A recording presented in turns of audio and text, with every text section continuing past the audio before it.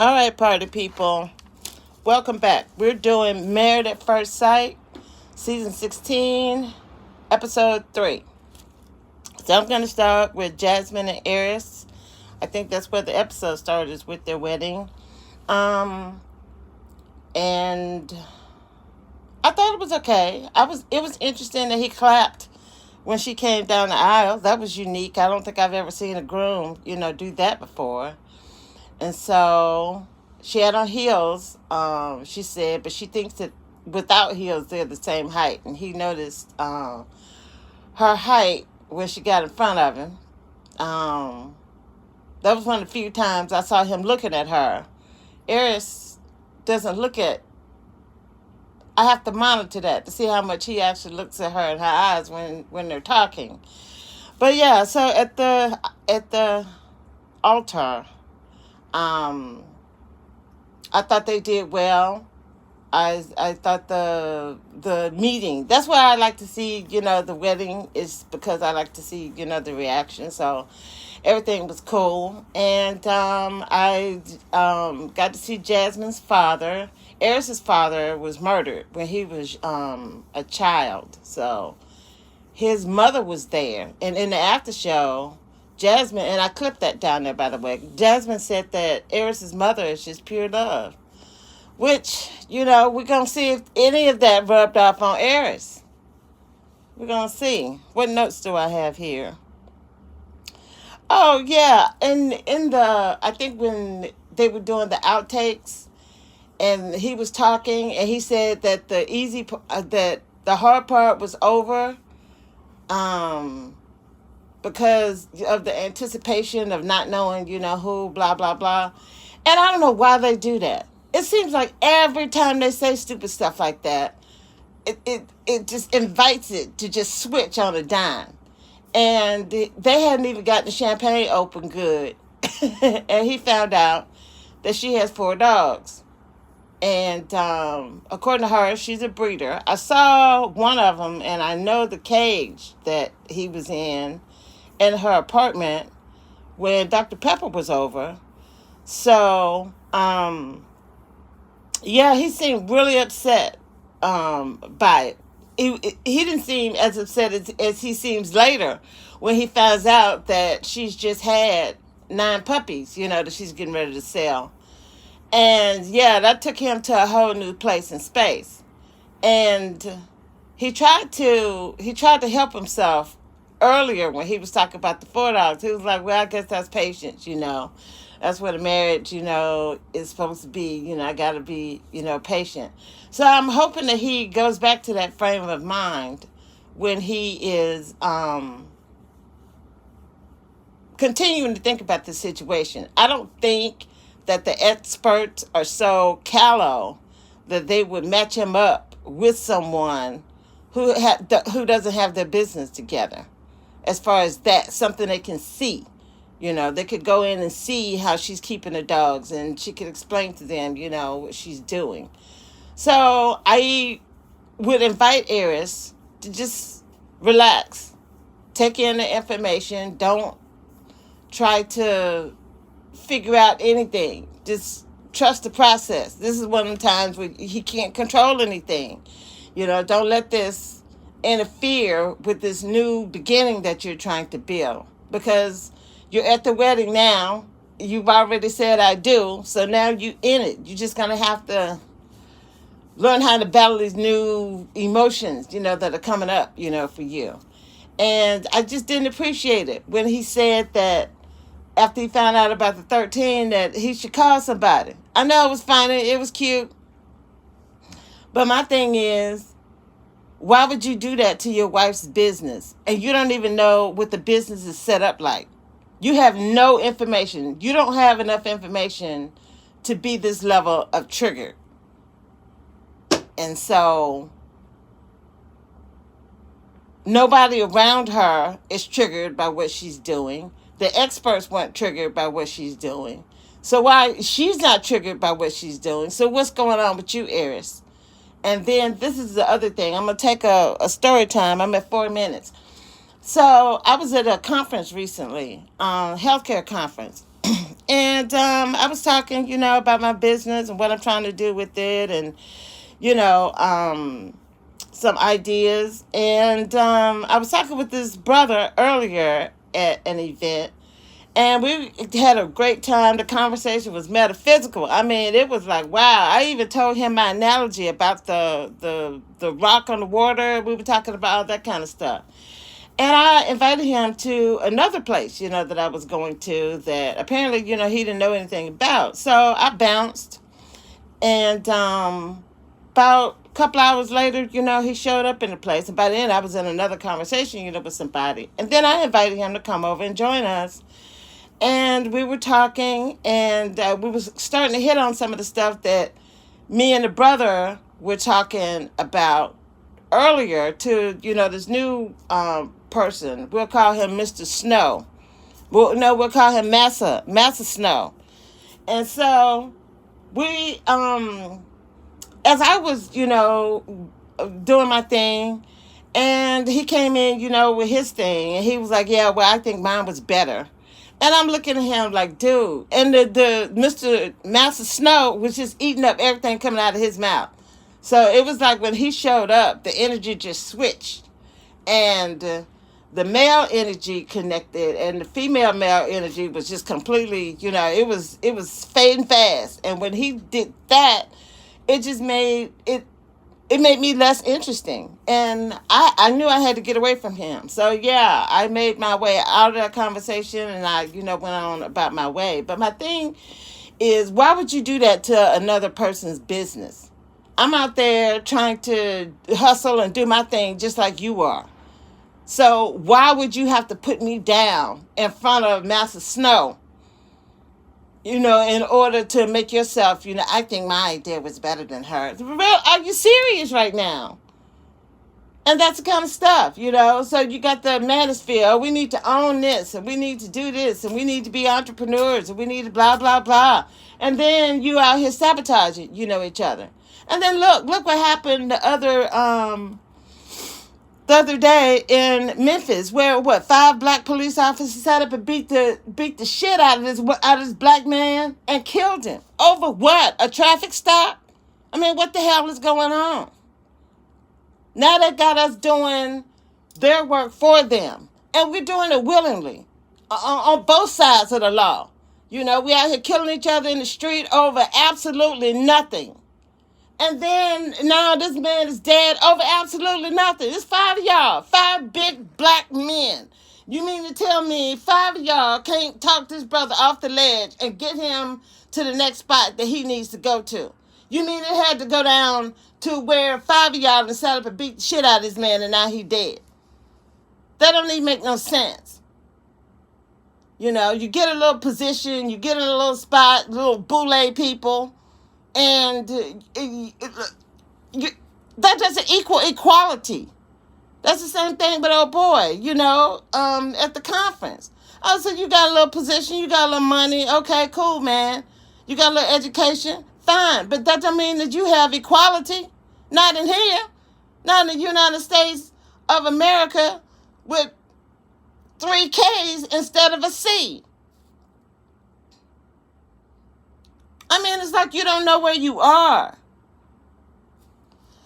So, thank you for that rant. I appreciate that. But yeah, he could support his wife and what she doing. It's like I could the selfishness was just radiating off of him. And it's not hot, and it's not sexy, Eris. You need to check yourself. Okay.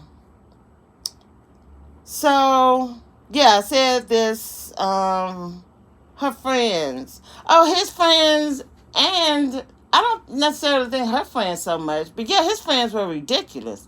I clipped that too, where I think it says Eris on Jasmine, and they asked him, about the wedding night and this, that, and the third, and I'm like, Eris, he's I don't think he's ready. I don't think he's ready to be married. Y'all go look at that clip and you tell me what you think. Okay. Yeah, and then I have here, what happened to trust Eris? I mean, for people who are thinking about married at first sight, why are you letting these people pick your spouse? You're letting them go and look at little details that you would need to know before you would want to say yes or no to this person. You're giving that trust to someone else, someone you don't even know. You don't know Dr. Pepper or Dr. Cal or any of the other staff that they're using. You don't know any of these people, but you're putting more trust in them than you're putting really, number one, in the Lord, because I haven't heard Eric say anything that he did any kind of consultation to see if this is what he needed to be doing. And he didn't ignore everything his cousin, is trying to tell him. So where is him? Where is his voice? Where is this sense of direction? Where is it coming from? Where is his compass? What is the energy that he taps into in order for his compass to tell him which direction he needs to move in? That's what I'm looking at, with Aries. I want to know how he's making his moves. So, yeah, don't sign up for this. I don't want my time to be wasted because they want to be, Instagram celebrities. This is ridiculous. Okay. He did not, I don't understand the thing going on with this food either. Because he wasn't the only one that wasn't satisfied with the food that they were having. Don't they get to pick their menu or something? That's crazy. And don't they talk about food allergies and stuff? Anyway, I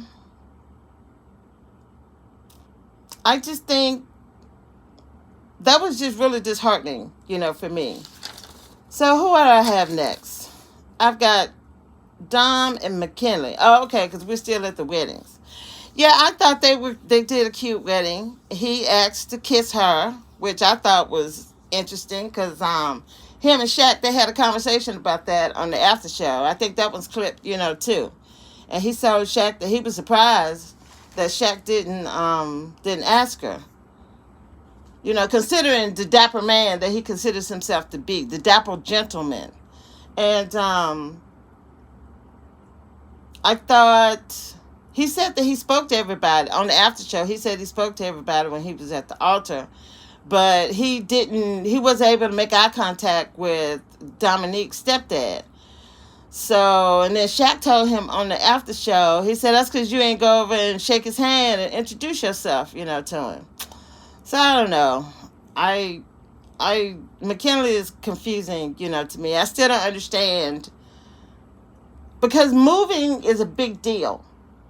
And maybe it's because he's so comfortable with the family and they can help him acclimate, that he could take like a shortcut. That if I moved to a new place, I wouldn't be thinking about getting on a TV show. So that's just, it's really confusing to me. But we'll just see how it, because I'm wondering, I want to say, his friend asked him about that. How does he think she's gonna react to him not having his own place? So the way I understood is that, and which is really not a bad idea. I mean, if he's financially able, then it would be, since he's in this process, it would make it easier to move to a new place for him. So if he and Dom had decided they wanted to stay together, then they could have just found an apartment and he could have gone on, from there. But I don't know. We'll just have to see. And then I put the clip. Let me see. So we're still at the altar. They kissed. They come down the aisle. Then they're having their moment, their one-on-one. And that's when he finds out that she's 25. And he looks surprised. I don't think he wanted somebody that young. So, she didn't seem to mind his age. She said that she told him that she had asked, for someone more mature. And so Mac on the after show said, because I think Rudy asked him about his history, and he said that he had dated white and Latina, And then some, yeah, he had also dated black women, as well, but mostly white and Latina. So I think that's clipped, for y'all down there to go check that out. And I like Dom's boots. I thought her boots were really cute. Whole Nashville, theme. And so I'm trying to think about, what was it, at the reception? Okay, so Dom met with, they both met with the mothers, and I clipped that down there too. And the topic was with the mom. She was really anxious about Mac getting married this way. And on the after show, Mac said that she offered him $50,000 not to go through with it. So she was that serious. And I can see where some of that energy, was kind of coming from, because she doesn't agree with the methodology. And so Dominique was talking to her, and she was concerned because of the whole race issue. And she was really delicate in how she was trying to communicate herself. And that was a moment that it didn't feel like a connected moment. It didn't feel like Mac's mother got the message that Dominique was putting down. So he explained it more on the after show. I guess her mind was in a state, I could see her mind just being in a state of, she didn't want her son getting married to a stranger. She didn't care who the stranger was. She just didn't want him to be involved in this. So I could see her emotions being stuck, there. And then it being hard to penetrate, that, because that's just, where she is. And so, yeah, that's clipped down there, for y'all to go check it out. And Mac was talking to her mom and her grandmother, and that was a interesting, conversation. I thought he handled himself, well. He's talking with his friends. They're asking him about the wedding night, and he is saying it's up to her. Her friends did the same thing, and she said no, she's not interested. So let's do Kirsten and Shaq.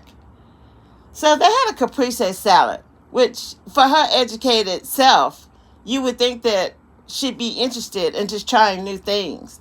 I mean, it was just a little appetizer of, I think it's mozzarella cheese, and some herbed tomatoes with olive oil. That's it. That's all it was. And then they turning their nose up at it. That's embarrassing. I would be embarrassed if I took them somewhere and they turned their nose up and did that kind of thing. Too educated, highly. He about to be a doctor. And this is tomatoes and cheese. You're turning your nose up at tomatoes and cheese. I could see if they put a foot in front of you, okay? That's just... But anyway, they seemed to bond over it, which I thought was a good moment for them. So I guess he picky too. This is going to be interesting. Okay. And, yeah, Shaq is still in the afterglow of his beauty, of his wife's beauty. But it seems like when they start doing the glass tapping, and she still is not even remotely interested in giving him a kiss, it starts to dawn on him that there's something else going on. This is not just about her being shy and reserved. There's another reason that has to be going on, behind this, which I actually appreciate. So there's some logic that he is using. So remember I was saying Aries emotional? So Aries is now seeming to be way more emotional than Shaq is, Just keeping that in mind. And then what do I have here? Yeah, so let me see, where are we? We're talking with the friends. So they are at the table. She didn't want to kiss him. He's figuring that out.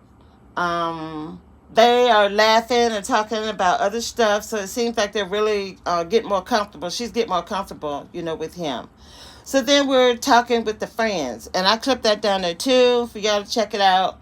Of course, they're asking about the wedding night, and he says it's up to her. She says no. And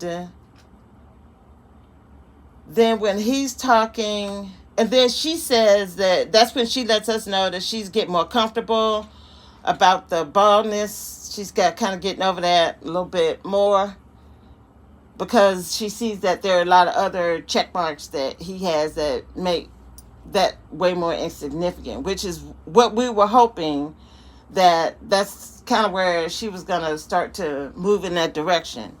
And so one of the bridesmaids asked her about the kids, and she said that he needs to ask. So on the after show, he said that they did hip him the game, but he didn't say anything about the kids or not. So,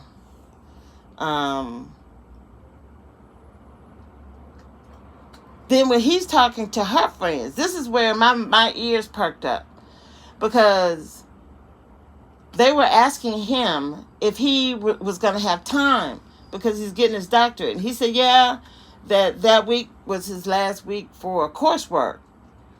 And so she said, are you going to have time? He said, I make time for what I want to make time for. Which is interesting, because if y'all look at that after show, I think the last one that I put up, and I said that there was some scenes at the end. They have it coming up on this next episode that he's going to tell her that they can't go on their honeymoon right now because he's got to go do something related to his doctorate, and she got to go with him. And I don't know how she's going to take that, because she already don't really feel you like that, Shaq.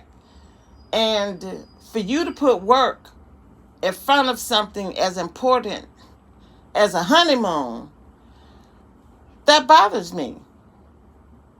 That actually really, really, really, really bothers me, because now you're making assumptions about her time that is really not yours to make.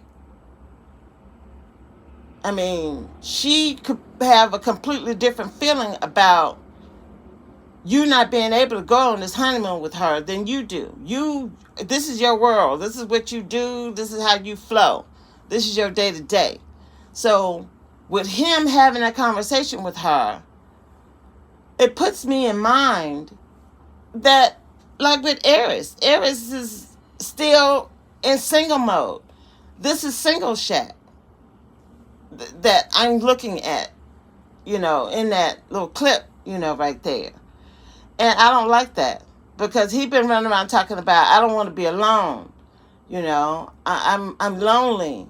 I want someone. Well, now you got somebody, and instead of you being okay with that and moving on to this next step, you're still talking about work. How you're going to have, I don't know. That's a huge, huge red flag for me with him. And it really, and going back to that moment that I'm talking about when he's talking with her friends, I understood what her friend was saying. She was like, yeah, you're giving all the politically correct answers, here, but I'm not sure that I'm buying it. And I actually have to agree with her. She said, yeah, we're taking it easy on tonight, because of the festivities. But come tomorrow, we're going to roast him like a rack of ribs. And I get it. She needs friends like that. A lot of people are offended because, we all like Shaq. But yeah, no. They need to question him. They really honestly do. And I'm interested in what he's going to say to them at that brunch. So what else do I have written here?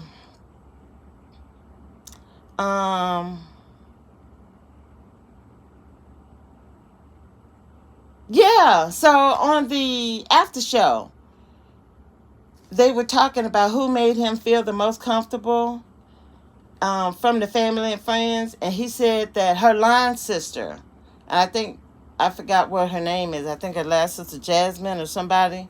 Line sister. So I'm asking, is she in a sorority? Because if she is, that's going to answer a lot of questions. And I'm wondering if he's in a fraternity. And that's going to answer some questions, too, about this Joker. So, and y'all already know how I feel about sororities and fraternities. And then they got this Christian mess, going on. And I put a note too that I'm looking. I told you this is something I'm checking out. So I'll be pointing this kind of stuff out. You know, this Jasmine, she prayed before she went to her wedding, and she prayed before she ate her food. I haven't seen Kirsten do any Jesus connected nothing. Nothing. Nothing. So I still see her as a tear. I got the tears in the wheat. I'm still seeing it right now. Shaq might be turning into a tear. So I have to keep my eyes, on my good eye on him. Okay, so where are we? We're at 25 minutes. Okay. Gina and Clint. I really don't have much to say about them, so I guess I'll do them now. So we're looking at them at the reception, and they're talking at the table, and she's still trying to tell him more about herself, and she's talking about her business. And I actually thought that was a valid, conversation. He doesn't know anything about her. And when we first meet each other, those are the kind of things that we talk about in real life, what we do, how we make our money, how we spend our time, and I'm sure she's going to tell him more personal stuff, about her. But initially, I didn't think that was a bad conversation to have. And Clint's face just went blank. He just didn't want to talk about work. And I didn't think that was anything for him to check out, over. You checking out, and how many hours have you even known her? Now you already checking out of the stuff that's coming out of her mouth. And then he was like, oh, that smile and that laugh, I can make her laugh, every day. Well, listen to her. That'll help it. That'll help keep the giggle box, flowing when it's time. If she sees that you're interested in what she has to say, Clint, that takes you a long way, cousin. Just really, girl. Oh, Clint. Woo. Anyway, so what else? They meet with the friends. Well, he meets with her friends. And I don't think that went too well for Clint. I put that down there too.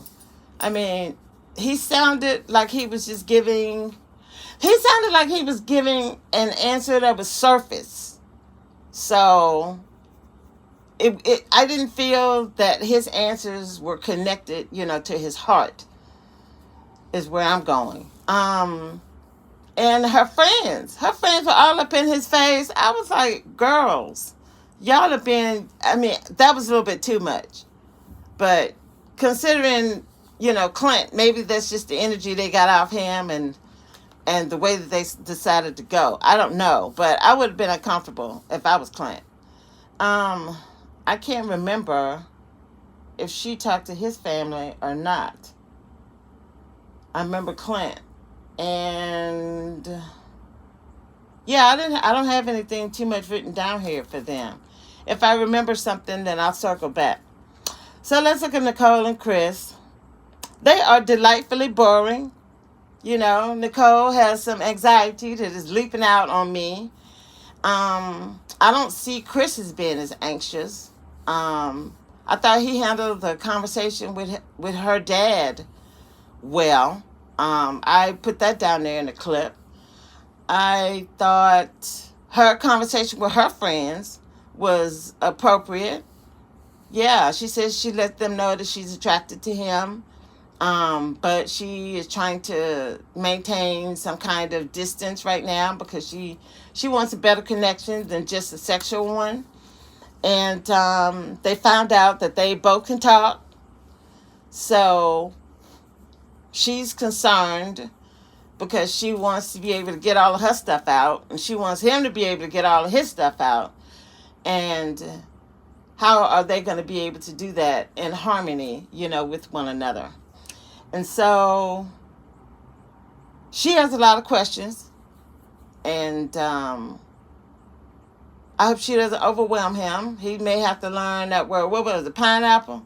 Yeah, that may be a pineapple point in their relationship. And I said that. Oh, and then they were the couple that we got to see go to the honeymoon suite. And I thought that was good. I thought that they had a good interaction. I didn't understand his pajamas. She looked cute in her pajamas. And then they did the cuddle and sleep. So we'll be getting up to go with them for brunch on the next episode. And then with the other couples, Eris and Jasmine, I don't know whose pink car that was, but that thing was cold.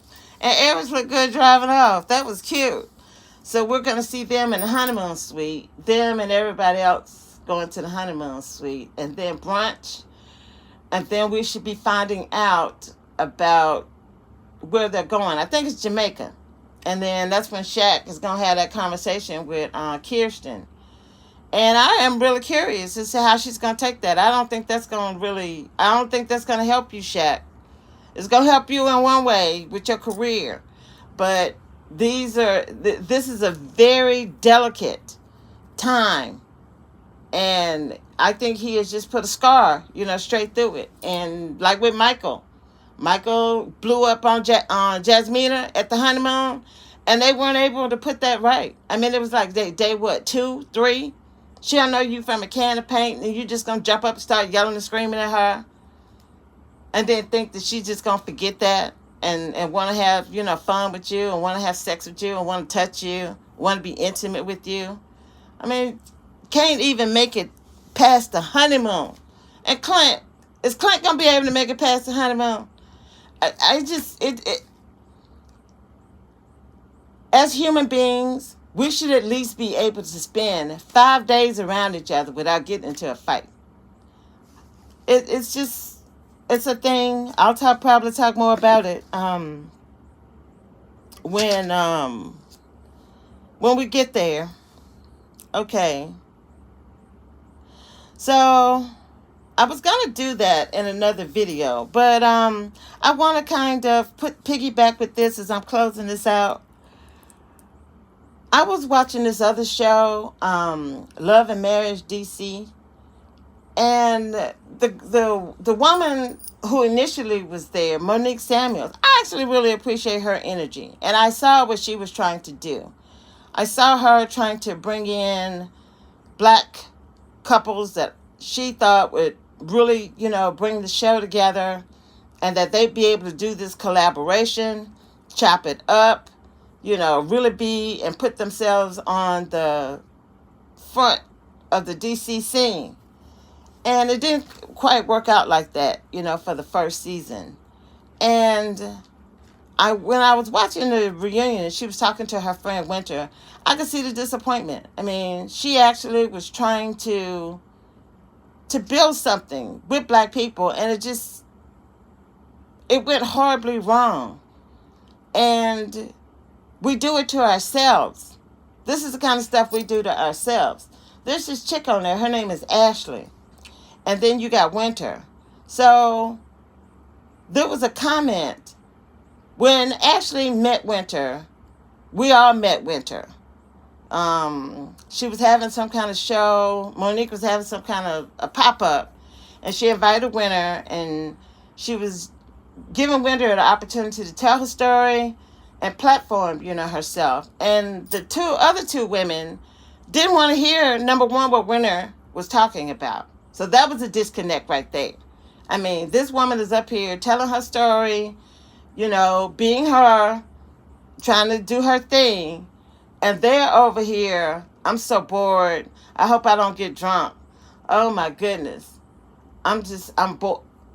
Can you give this black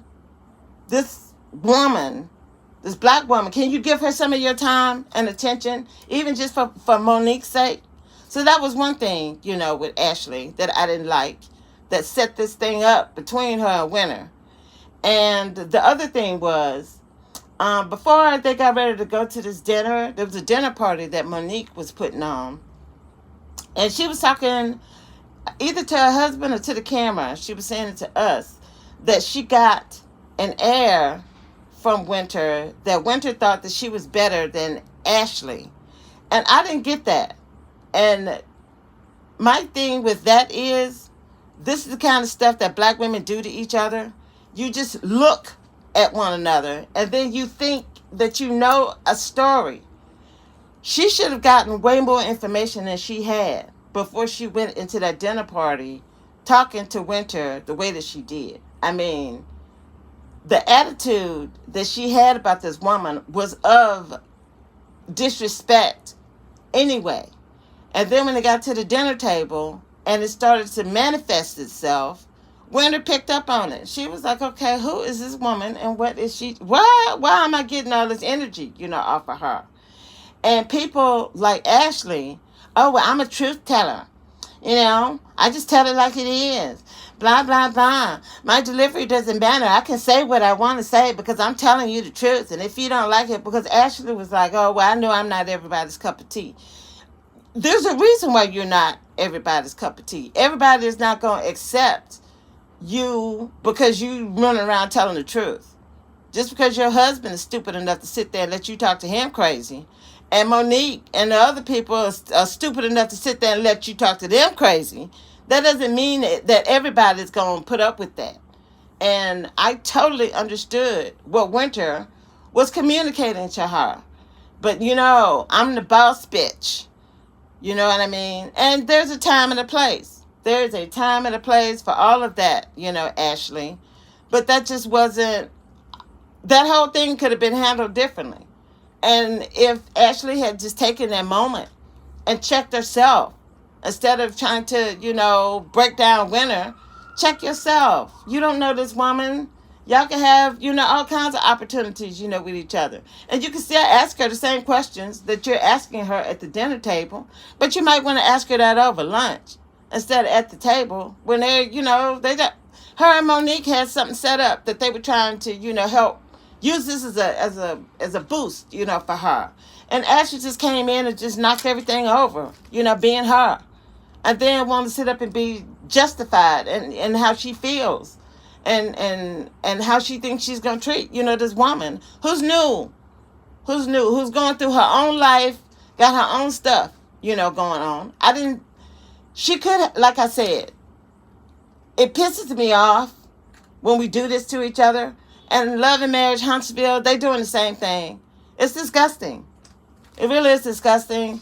And that's why we're never going to really be able to have anything, because you have this we're always in a state of emergency because we're trying to build an economic system out of nothing. I mean, we're taking stuff that immigrants are coming over here to get. Stuff that we're supposed to already have as citizens. Immigrants are able to come over here and buy property in America. Americans aren't able to go and buy property everywhere else in the world like they can, like immigrants can come over here, and do. And that's part of where a lot of the resentment, comes from. But my thing is, well, what about what you can do in your own community? And look at the destruction. These people have money, they have means, and they can't even communicate properly, with each other and give each other grace. I bet you all of them in there Christians, but nobody's giving anybody grace. Ashley didn't give Winter any grace. And I just don't appreciate that. I'm not as anti-Ashley as I was, in the beginning, because I see where some of it, kind of comes from. But yeah, I mean, do better, people. Do better. So, I guess that's it. I will see you guys on the next video for the next episode. If I decide to do a in-between video, I'm going to call it a Handmaid's Tale sidebar. So that's going to be HTS.